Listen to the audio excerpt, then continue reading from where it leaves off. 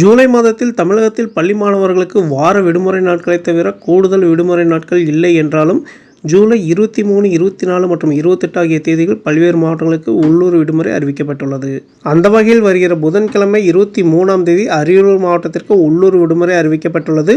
மாமன்னன் ராஜேந்திர சோழனின் பிறந்த நாளை முன்னிட்டு ஒவ்வொரு ஆண்டும் ஆடி மாதம் திருவாதிரை விழா இப்பகுதி மக்களால் கொண்டாடப்பட உள்ளது. இந்த விடுமுறைக்கு ஈடுகட்டும் வகையில் ஜூலை 26ஆம் தேதி சனிக்கிழமை என்று முழு வேலை நாள் என மாவட்ட ஆட்சியர் உத்தரவில் தெரிவிக்கப்பட்டுள்ளது. அடுத்ததாக ஜூலை 24ஆம் தேதி ஆடி அமாவாசையை முன்னிட்டு கன்னியாகுமரி மாவட்டத்திற்கு உள்ளூர் விடுமுறை அறிவிக்கப்பட்டுள்ளது. இந்த விடுமுறையை ஈடு செய்யும் வகையில் ஆகஸ்ட் 9ஆம் தேதி சனிக்கிழமை வேலை நாளாக செயல்படும் எனவும் கன்னியாகுமரி மாவட்ட ஆட்சியர் அறிவிப்பில் தெரிவிக்கப்பட்டுள்ளது.